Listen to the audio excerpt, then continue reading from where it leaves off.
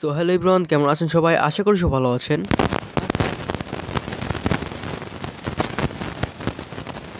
তো এই ভিডিওতে আমরা জানাবো সারা দেশে যেসব বিভাগে বৃষ্টি হতে পারে।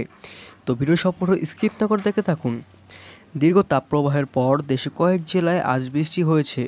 একই সঙ্গে বৃহস্পতিবার সন্ধ্যার মধ্যে ঢাকাতেও বৃষ্টির সম্ভাবনার কথা জানিয়েছে আবহাওয়া অধিদপ্তর।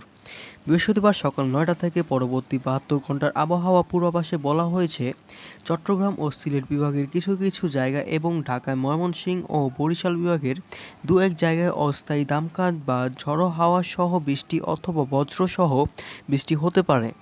সেই সঙ্গে কোথাও কোথাও বিক্ষিপ্তভাবে শিলাবৃষ্টিও হতে পারে। এছাড়া দেশের অন্যত্র অস্থায়ী আংশিক মেঘলা আকাশ সহ আবহাওয়া প্রধানত শুষ্ক থাকতে পারে।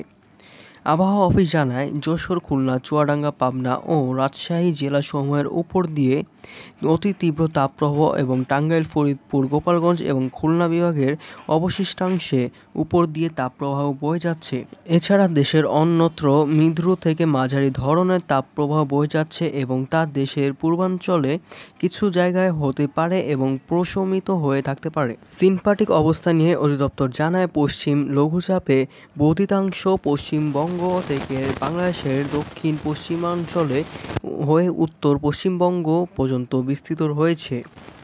আগামী ১০ মের পর থেকে বৃষ্টিপাতের ফলে সারা দেশে তাপমাত্রা কমার সম্ভাবনা রয়েছে।